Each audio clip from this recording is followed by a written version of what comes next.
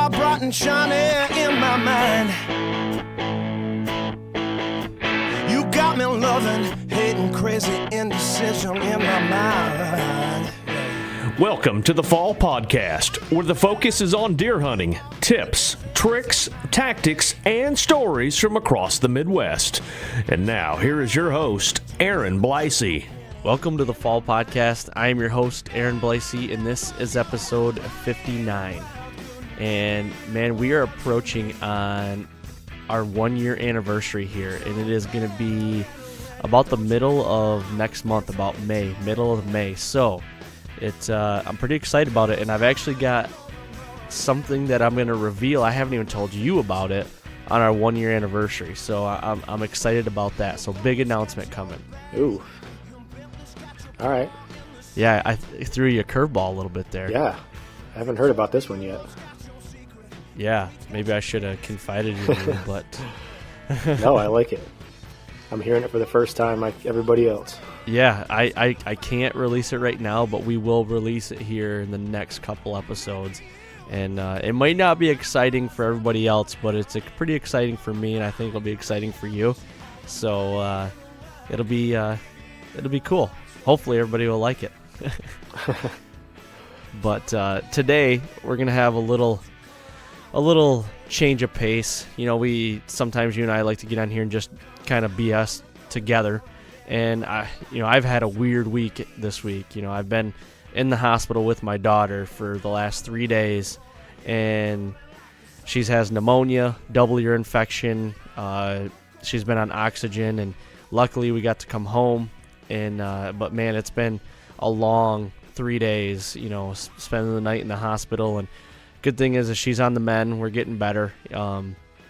She was just down and out there for a while, so we weren't able to get our normal guest on. So, last minute we decided just to get on here, and I think it'd be a good time to break down what we've been wanting to talk about, and that's like the gear that we're going to use coming up here. And you're coming on 3 bear hunts. You're going to go back to back to back, and Yep. I want to know the gear that you're going to be using and where you're going and what you're going to be doing. So maybe we'll start right there. I mean, what is your gear that you're planning on taking out to your first bear hunt? Well, the first one I'm actually just going to film for somebody out in Idaho, northern Idaho.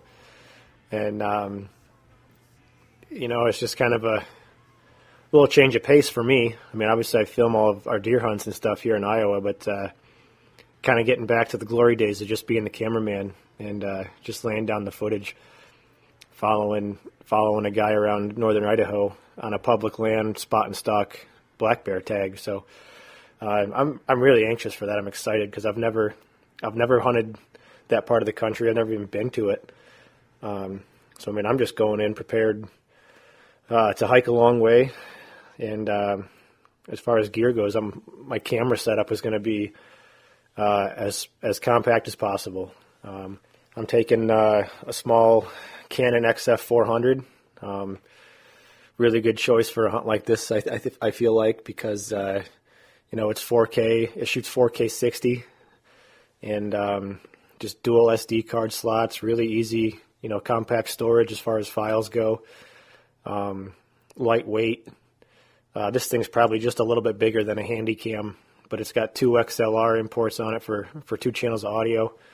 The only downfall with that camera is the battery life, from what I've experienced. So just going to run that and probably my DSLR, my Canon 70D for some of the running and gunning type shots, and then, get that XF out for long distance stuff and get set up on a tripod for some more stable shots, and for a kill shot angle. But, honestly, my biggest predicament right now leading into these 3 hunts is my backpack. I'm trying to decide on a new pack to buy because, like you mentioned, I'm going on 3 hunts, and that's only the first one.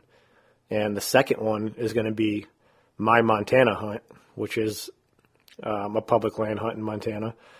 And then from there, I'm going up to Saskatchewan on a bow hunt with my wife. She's going to try to get her first bow kill. Actually, she hasn't even shot a deer with her bow yet. So, yeah, man, it's been I don't even know what you'd call it. I'm kind of just comparing as many things as possible to make the right choice. Well, you were mentioning to me that you were looking into, as far as packs, you were looking at, what was it, Mystery Ranch, Stone Glacier, Alps maybe? Were you looking at Alps? No, I've been looking at Mystery Ranch, Kifaru, and EXO. Oh, okay. I really like the EXO pack. That's my first choice. It's just it's on back order, and it's not going to ship until mid-May, so I wouldn't even get it in time, unfortunately. So I'm kind of just having to accept that, and I mean, it's a substantial investment. I mean, I'm looking. Oh, it is. Yeah, it's crazy, man. I've never kind of really a lot of money. Yeah, I've never really pursued this piece of gear in the market before, outside of just a whitetail pack, like a day pack. So I want to make the right decision. And right now I'm between Mystery Ranch and Kifaru, but Kifaru even they're saying 2 weeks. So if I'm going to go that route, I got to pull the trigger now. Otherwise, I can go to Shields and just buy a Mystery Ranch, retail, which isn't a bad choice. It was kind of on my list to begin with, but I've been reevaluating packs this year too. And, in the past I've used Tenzings for just, like you said, day packs and packs for just filming. And honestly, I can't get them through a year of filming and hunting. They're always ripping, or, the zippers are breaking or something. So this year I think I'm going to go Kifaru. I really think I'm going to try to invest in a Kifaru. That's my initial right now. They've got a pack right now that I really like. But Stone Glacier makes some good packs too. So I've been looking at them. So I'm just waiting, trying to save up a little money, and, it's going to be an investment. And like you said earlier, it's going to be something that, you're going to put some money into it, but you're going to have that thing. You should have that thing for a long time. Yeah, and it's one of those things where, like, so let me back up 1 second.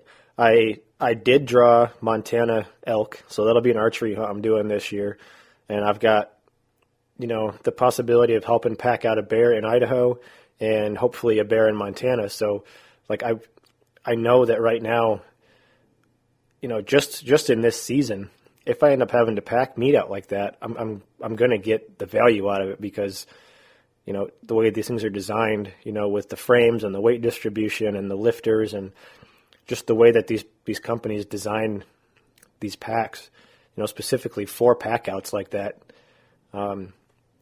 And maybe I'm reading too far into all this. Like, if I don't have them all side by side, or if I've never used one to compare to the other, honestly, I'm probably not going to know the difference. But I just don't want to have to buy another one. Right. And the thing is, I'm pretty sure, like a Kifaru, I'm pretty sure they're like lifetime warranties. So if anything goes bad with them, they're going to replace them. Right. Yeah, I think EXO has the same warranty. And, it's one of those things. There's probably no bad choice. It's just like that classic, like, Chevy and Ford or Steel and Husky kind of thing. Exactly. Like, they're all good. It's just mechanicals to fix blades. Yeah, right. Right. And I'm probably overanalyzing it, but like I said, I just don't want to regret it. No, I don't blame you. Well, 'cause you're going to be doing some heavy hiking on that first Montana hunt, right? I mean, are you guys going to pitch a tent out there and stay out on the mountain, or what's your plan there?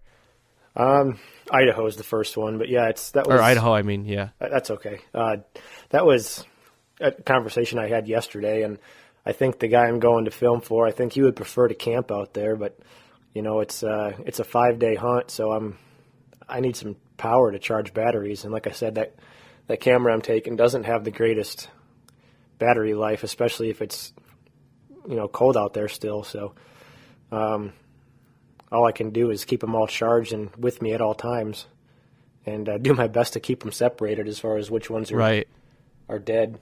So for that matter, I think what we're going to do is get a motel room or something and have a nice comfy bed to sleep in and have a shower to take if I want it, and get some batteries charged every day. But it's one of those situations where I think, again, going back to the pack, like, if I'm in a position to where I know I can make it another day and he wants to stay out there, we can throw a tent up and we're good.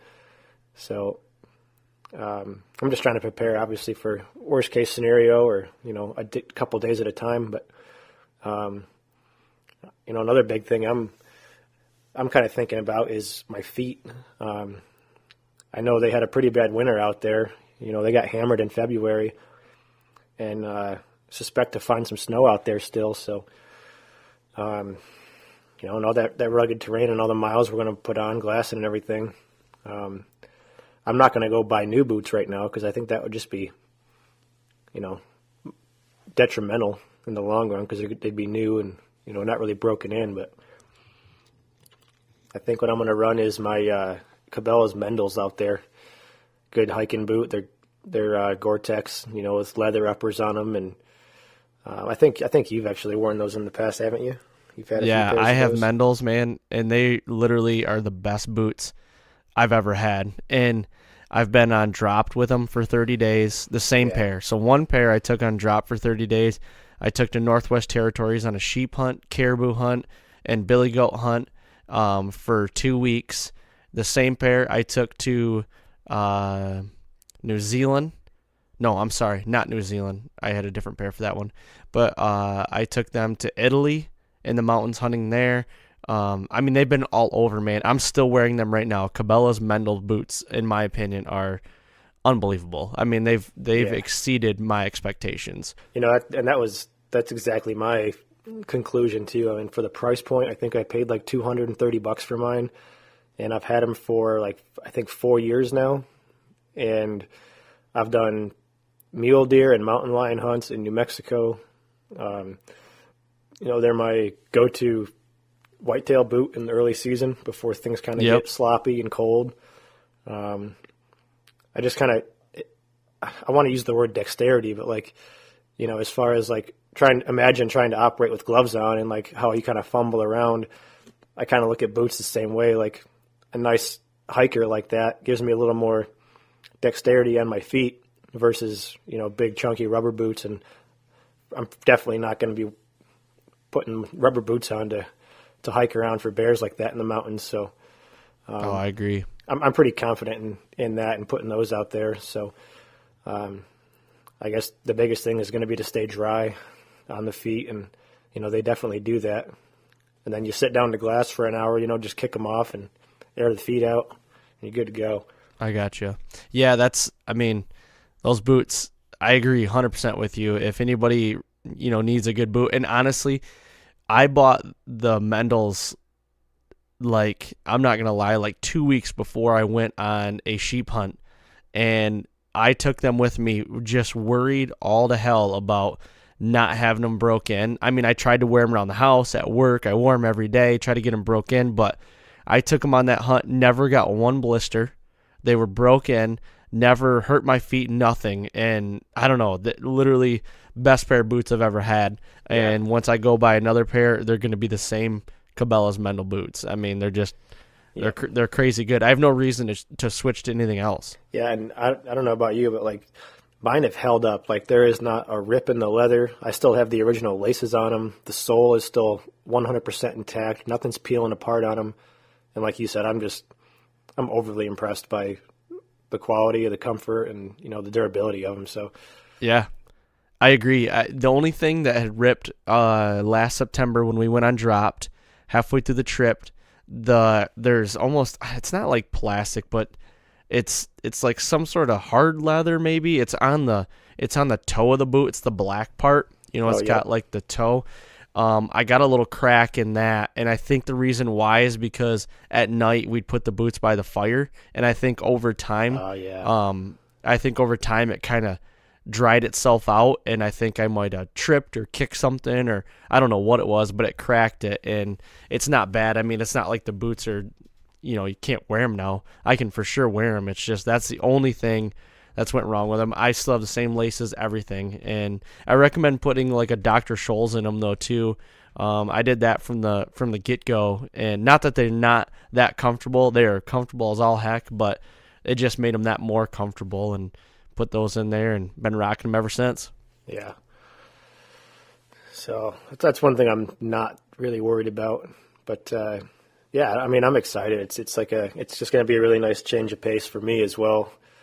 Coming out of turkey season, been editing turkey footage for 7 weeks now. I got 3 more episodes left of Turkey Roost for Cabela's to produce, and literally that wraps up on a Wednesday, and I leave Friday to start this whole thing. So nice little, I guess, reward, if you want to call it that, for There you go. keeping my head down during turkey season and rolling stuff out for Cabela's there. And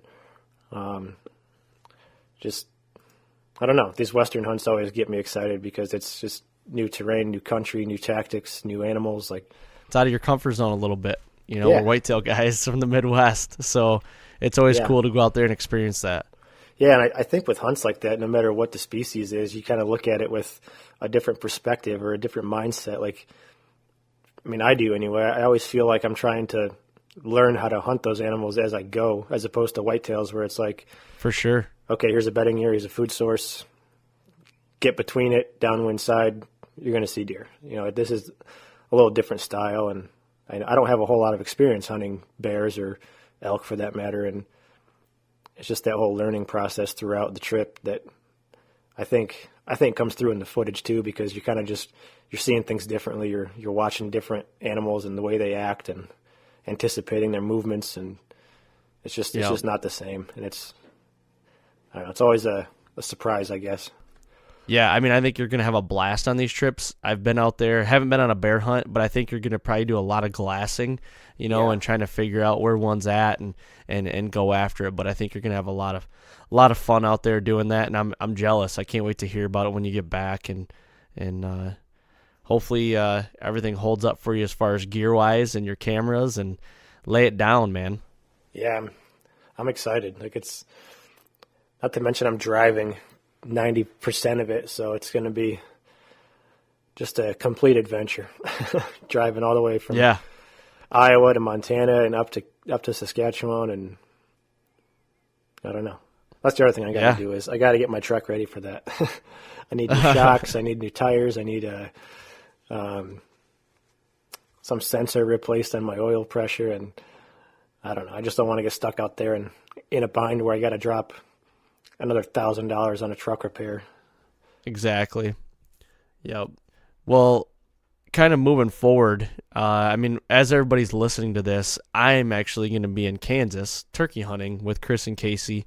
Going down there, and we're going to hunt for 5 days, so Monday through Friday, basically. And we got a commercial to shoot, and gonna do a little bit of shed hunting. We haven't been on the leash yet since last deer season. Move some stuff around, fill up some feeders, put some cameras out, get everything ready for the next time we come down here later in the summer once the antlers are starting to get developed. So I'm pretty excited about that. But speaking of Kansas, this is something I have not told you yet. For deer season, I was going to draw an Iowa tag this year. Well, we've decided against it. I'm going to put in for a point for Iowa this year and get it next year because we're doing a big deer camp in Kansas this year. So I put in for an archery tag for Kansas to hunt our lease. Now, last year, I put in for Kansas with everybody in the group, and I was the only person that did not get put in for the draw. So we use a company that puts you in for the draw and everything. You give them all their information. All of us. I mean, there's 8 of us that put in at the same time, and I was the only human that did not get put in. So I was pissed. I'm not gonna lie to you. But this year, I just got my receipt back and everything in the email. I am put in for Kansas archery, so I will hopefully be drawing that tag and hunting Kansas this year. And I got a lot of big deer around there. I'm excited about it. So that's gonna be my main focus, other than Michigan is going to be Kansas, and then next year we're going to be doing Iowa. So wanted to update you on that, and okay, I haven't told you. Hey, but I don't blame you. A little more cohesive, a little less, probably a little less stressful. Yeah, and there's really, Casey and I were talking about it when we were getting ready to put in the other day, because the deadline was actually the 26th, though. So last Friday was the deadline, and we're talking about it, and I didn't want to get into one of those binds where, we both didn't either. I have a Iowa tag in my pocket, and it's we feel like we have to get things done, and then Iowa might get put off where we have a little more planning time where he might even be able to draw an Iowa tag next year, so him and I would be together. So I mean, who knows what'll happen, and I don't know. So Kansas, I've never bow hunted Kansas, never hunted Iowa either, but I'm excited because it might be one of those things too where Casey and I actually hunt at the same time, even though like I'll bring my stuff, bow and everything in the tree. It's hard to double up, but you never know. It might be one of those things where I film and one thing happens, so one leads to another, or we just hunt hard and he kills and then I go in there and kill, or figure it out as we go, man. I think it'd be pretty cool. Yeah, that's sweet. That'll be fun too. You guys always have a cool setup there. I mean, I've never been with you, but I watched enough Rival to know how you guys run things there, and it's tent life, man. It's tent life. Yeah. I hate tent life. Yeah, I know. We've done it for 4 years now, and I'm like sick of tent life. I think everybody's kind of sick of it. There's a possibility that we might have a house nearby that we might be renting next year. Nice. Don't know for sure, but it's a possibility. If not, we'll just be rolling tents again. Not a big deal as long as it doesn't rain. Last year it rained. We flooded every tent. It was a debacle. It sucked. But what do you do? I'd be looking at camper life. After we got flooded, I told Lee, I said, dude, I don't care. You want to go in a camper? I'll haul a camper down here and you and I can stay in this damn thing because I'm not about that. Dude, I lived in one. I've stayed in enough of them. Yeah, I lived in one when I first moved to Iowa last year for 6 months. And I tell you, man, it was sweet. Yeah, it's not bad at all, No. It's very minimal. Better than a tent. But you've got all the, for sure, better than a tent. Yeah. Anyway, I don't know. I've got about 12, not even 12 hours. I got 8 hours to decide if I want to put in for Kansas. As we sit here today, recording on the 26th. Yeah, because it is the 26th, Friday the 26th. So you better decide quick. I know. I don't know, pulling that Montana elk tag. I didn't get any kind of refund, so that's a factor. And it's like another $500 for that, $550 for the Kansas whitetail application. And it's like, I got enough money to spend on gear to get through the fall already. And I got 2 Iowa whitetail tags, and I'm anticipating a Utah mule deer tag still. So I don't really feel like I need to spend any more money on another hunt right now. You might get divorced if that happens. Yeah. Well, speaking of gear, let's get into some whitetail gear. What are you going to be running this next year for bow setup?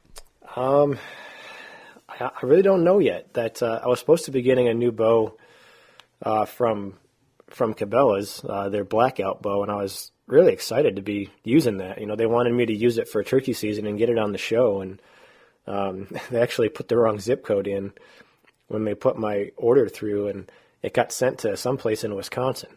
They never got it back. They never found it. It didn't get returned or anything. So, as it sits right now, I've got 2 Hoyts on the wall and a Halon. So, it's just going to depend on if that bow comes through by the fall. If not, I'll be using either that Hoyt or the Matthews. I just haven't decided which yet. Yep. Yeah, I'm in the same boat. I don't know which one I'm gonna shoot yet. It's that could be another little secret for everybody coming up here. We'll see. I don't know. Yeah. I might even might just go crossbow. No, I'm kidding. No, not gonna won't. Go crossbow. No, I will have some sort of bow in my hand. Just don't know what it is gonna be yet. But I've been playing around with some arrow building this year, and I'm going to be running some Full Metal Jackets, Easton Full Metal Jackets this year. Yep. And I actually made a jump. I went up to 125 grain tip this year, and I've been playing around with that. I wanted to get my FOC up a little higher, and I did that. I'm at about 11 to 12% FOC right now, and it's exactly where I want it to be. I got the arrow shooting really good. But I'll tell you, shooting 125 grains is a lot different than 100 grains. I mean, your apex is your sight gaps and all that stuff, and and your pin gaps are a lot different than what it was with 100 grain. You lose some speed, but I added a lot more knockdown power, and actually I'm going to be going to a fixed blade this year for the first time in about, I don't know, 10 years from going back to fixed blades. So yeah, I think I'm gonna do the same when it comes time to elk hunt. I'm gonna do it a little bit differently though. I'm gonna put brass inserts in and just get a little more weight like that, and probably stick to the fixed blade as well, and stay at 100 grains. So not going to add a lot of weight, but just enough to try to give a little more, punch on impact and help with that penetration.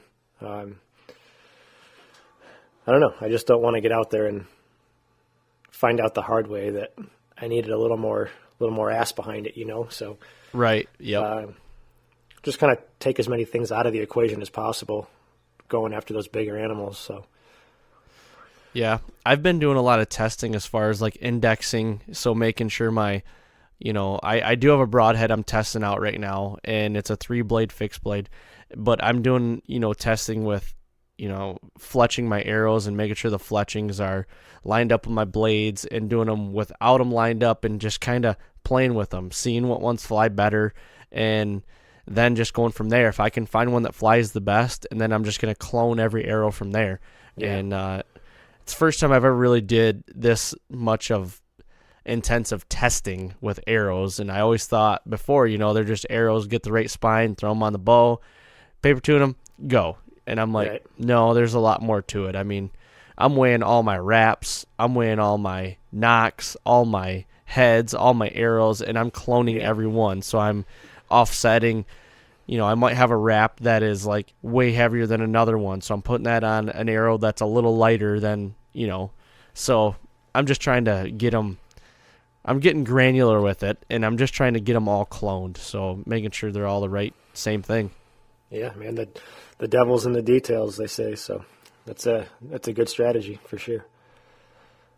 Yeah, and going forward a little bit, so we talked about the arrows. What arrow are you going to use this year? I'm sticking with the FMJs. That's just, in my opinion, that's the perfect hunting arrow. Not that there's anything that's a bad choice as a hunting arrow. I mean, they're all gonna kill an animal, but I just like the idea of that aluminum wrap on carbon. Just for a little more rigidity, a little stiffer spine, and it comes at the cost of some weight when you start comparing, the length of your arrow once you cut it and once it's built. But again, in my book, it just adds to the penetration factor. And the only thing I might play around with is a 4 fletch versus a 3 fletch. That's the only thing I haven't really started messing with yet. But the shaft is going to stay Easton FMJ. Yep, I agree with you. I think it's a great hunting arrow. I kind of got away from them, a while ago, and I played with some arrows, and I shot some Carbon Express there for a little bit, and I shot some Blood Sports for a little bit, and then went back to Easton Axis, and then I'm like, you know what? I'm going back to FMJs and just going to run them because I want a little heavier, pack a little punch, and, speed's not, I used to be a speed freak, and wanted speed, and it's like, now I just want more accuracy and more punch. I want to be able to hit something. And, and like last year with Jim Abbott, when I hit him in the shoulder and when I felt like I got enough penetration, I really didn't. I mean, I did hit him a little high, but I just don't want that to be a question anymore. I want it to do some damage. And, it was a kind of a subpar shot on my end, but I want there to be no questions at all, and have all the confidence in the world, really.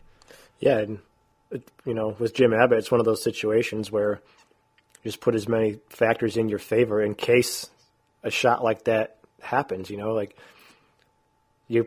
There's no denying you probably would have gotten a little more penetration had you been shooting the FMJ in a fixed blade broadhead or a little heavier broadhead. I mean, it's just that stuff happens, and unfortunately it's a lesson you learn the hard way. And You just start thinking Right. about, okay, what would have been different that might have gave me a better result, and I think if you can just build that arrow to maximize penetration, that's your best chance.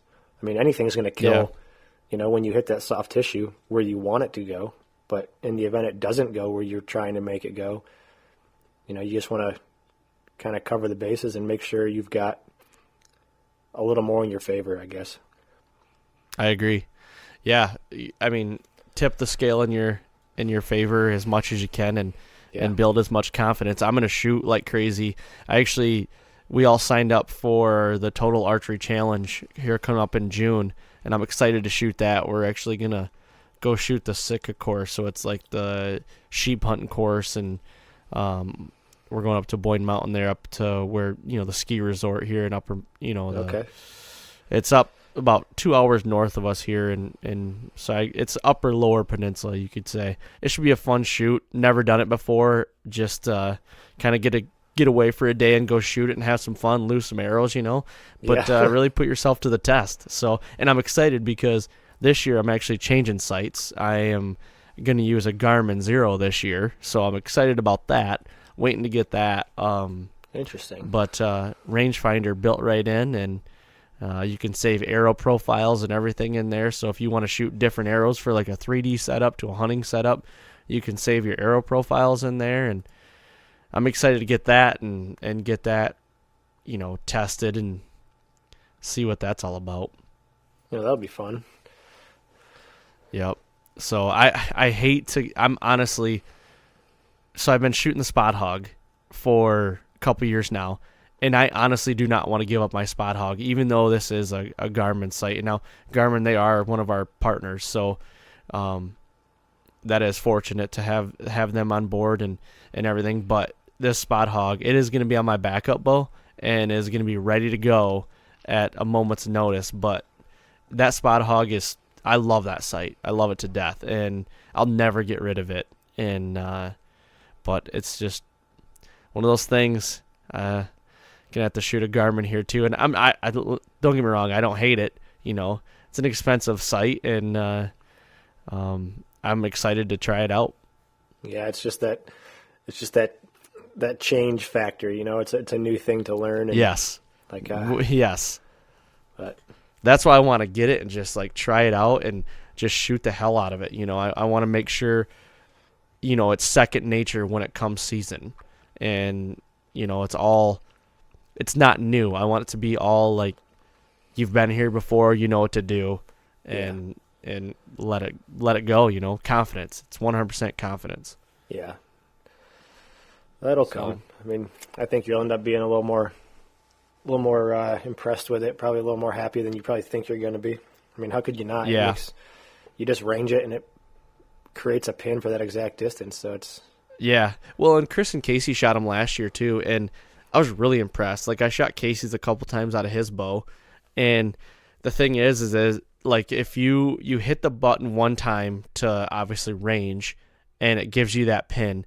Well, if you want fixed pins, you hit the button twice, you go boom, boom, and it brings up 3 fixed pins that you've already set. So it's like you're shooting a fixed pin sight after that. So it just stays up there. So if you don't want to do the range, you have, like, if you want to set them at 20, 30, 40, you can hit it twice, boom, boom, and it comes up 20, 30, 40, and just go with it.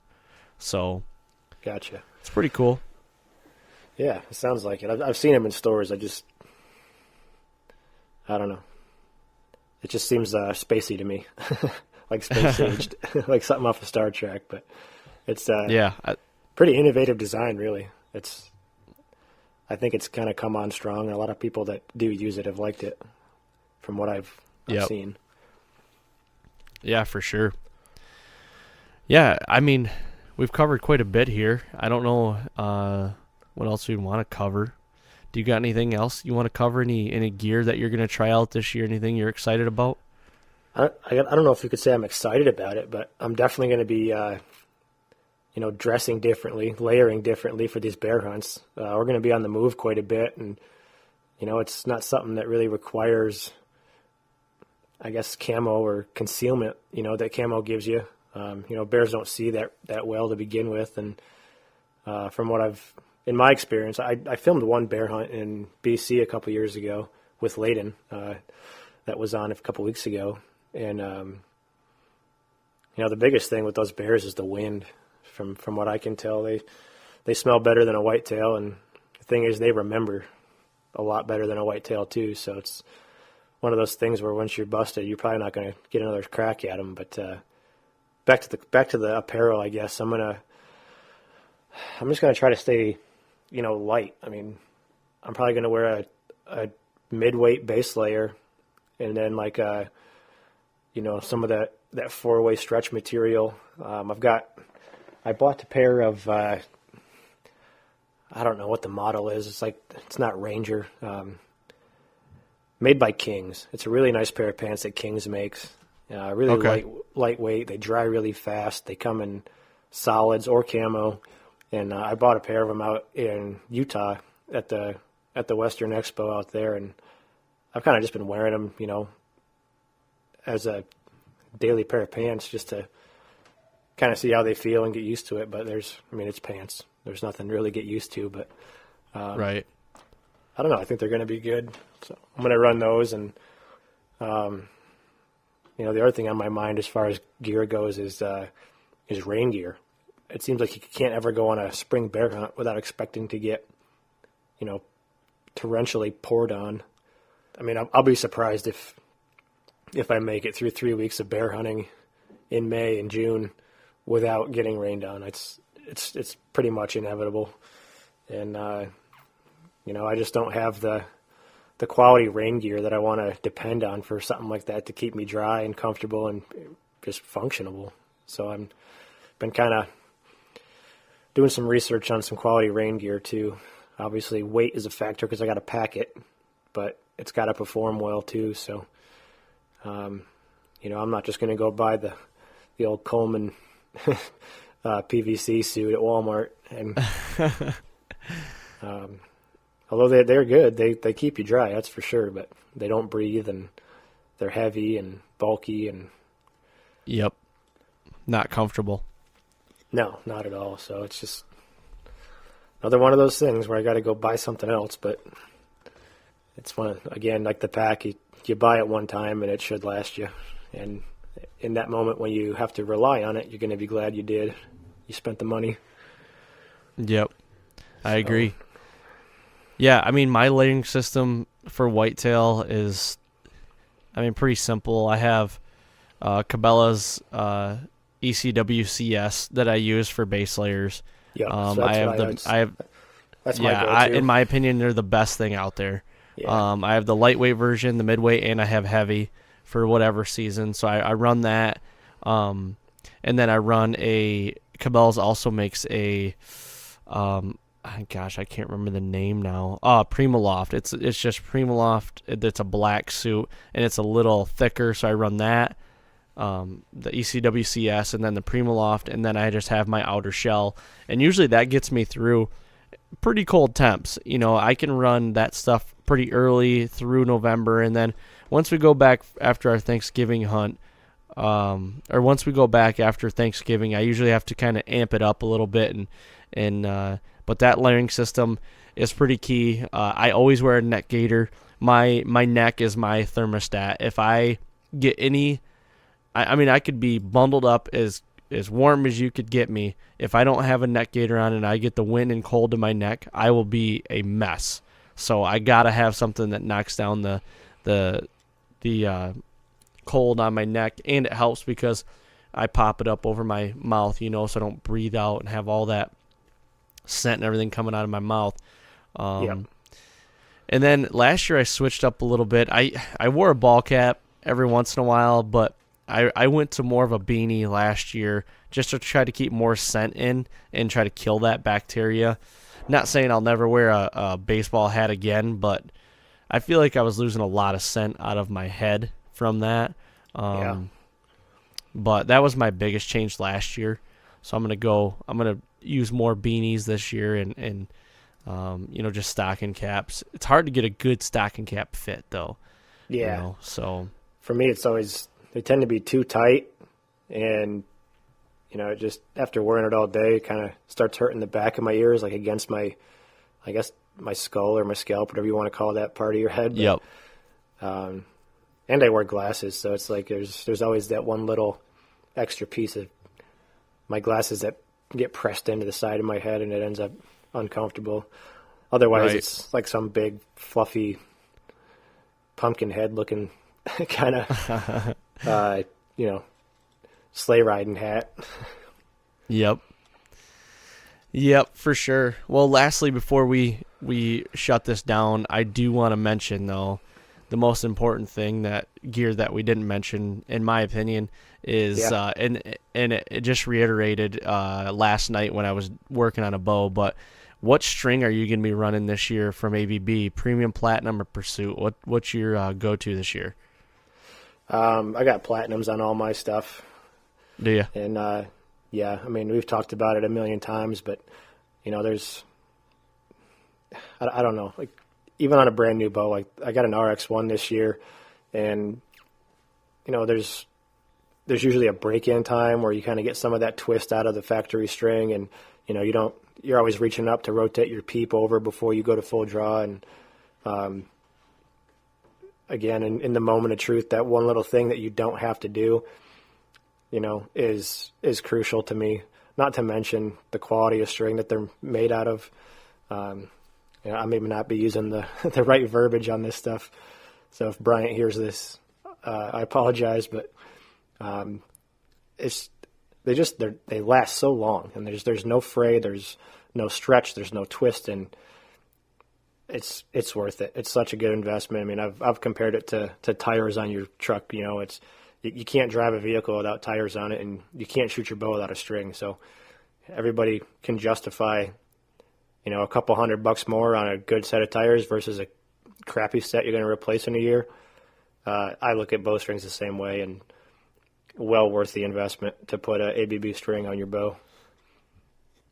For sure, and it just reiterated to me last night. I have a coworker that I work with, and wanted me to do some work on her bow, and I got the bow, and it's got factory strings on it. Got the bow in the press, and I had to redo everything, realign everything, and so I had to take the D-loop off, and the D-loop had worn through the serving on the factory string that it come from that particular bow company, and it started cutting the string, the actual string through. So, and I know that happens a lot, ripping through the serving and, getting into the string, but I've never seen a D-loop actually cutting through string yet. So I've worked on, I don't know, probably close to 20 different bows now, and I've worked on Obsessions, PSEs, Matthews, Bears, Elites, so I've worked on a few bows and a variety of bows, so I'm kind of getting my fingers wet here with all this stuff, and I started diving in deeper, so I had to take off the center serving to replace it. So I started trying to put a new center serving on before I knew that the string was cut, and that's when I found out that the string was cut. So I took her peep out, and when I took the peep out, whoever put the peep in didn't divide the strands up in the string equally on each side of the peep, which is very crucial for peep twist or for even just durability as well. So there was 14 strands. All ABB strings come with 24 strands of string. This one only had 14, and it had 5 on one side of the peep and then 9 on the other side. I think that's what it was. And that's why her she was having peep twist or, peep rotation and everything, and it was just not working out very well. But when I actually started diving into this string and pulling it apart and feeling the strands and everything, this string just felt really chintzy and felt really like low grade. And I'm like, man, I just don't feel comfortable with anybody having this string on their bow. And she decided to make the plunge to buy an ABB, which is huge because that's a really good quality. It's a really good quality string, and even with their Pursuit line, which is their just their entry level line. I have one on my backup bow, and that string right there was leaps and bounds better than the string that I just took off her bow. So she's got a new string coming, and excited to get that on. But it just kind of hit me last night. I'm like, man, this string is just not very good, and it's didn't hold up very, very well. Her bow's not that old, and so she's gonna make the plunge and go to an ABB, and I'm excited about it. She's getting a Pursuit string, getting it all customized, colors and everything. So, but yeah, I just want to throw that out there, and just it's like you said, it's worth spending the money on it. And we have a promotional code still going right now, so a set of you can get a set of Pursuit strings right now with $10 off, which would be roughly Bryant will probably get after me about this too if he listens to this. It's probably going to be roughly around $100 maybe, something like that. $90 to $100, could be off on that. But it's a little bit of a deal, a little bit of a price break, and I recommend them to everybody. So go in there, and it's always good to replace your string. I like replacing my string every year, and I did before we were we were partnered with ABB. I replaced them every year just because I don't know. It was just one of those things I wanted to do, and like you said, it's like tires on a vehicle. You get so many miles on tires on a vehicle, you gotta change them, and that's kind of where I'm at with it.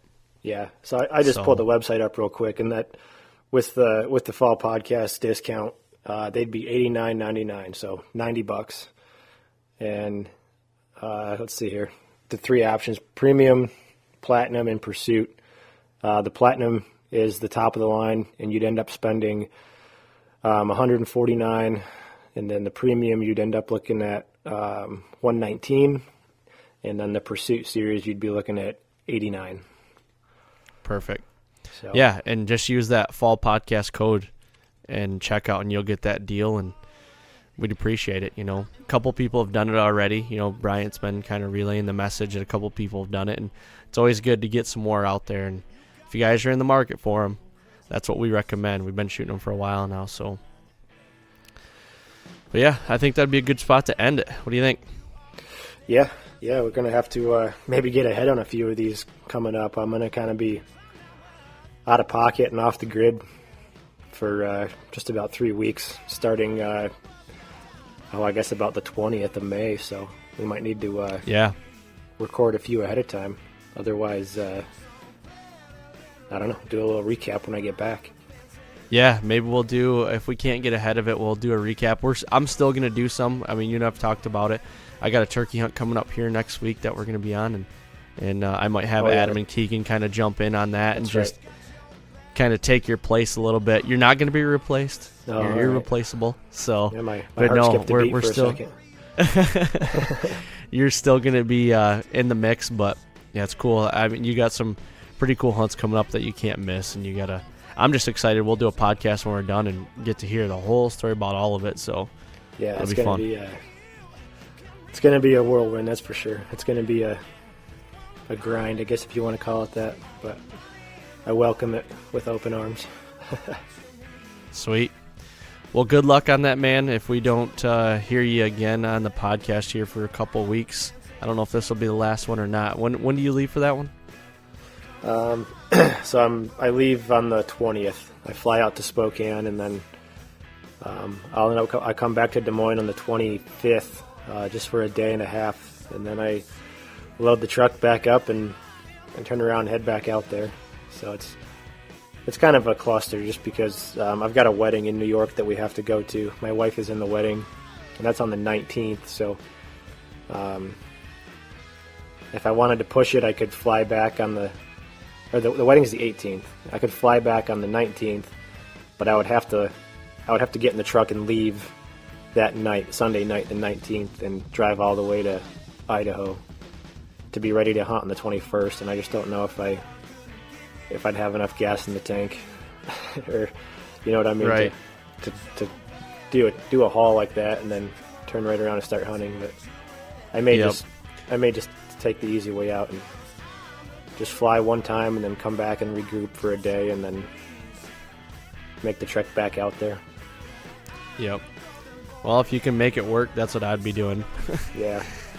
Yeah. So. Yeah, well, you'll be on another podcast before you leave, so we'll get you on at least another one or another two. So sweet. We got some time. Yeah, it'll be good. Well, cool, man. I'm going to cut you loose here, and we'll call it a day. Have a good weekend, and everybody, like we just said, the ABB thing, Fall Podcast code. Go over there and get your custom string and use Fall Podcast and get a deal. So thanks for listening, and we will see you next week.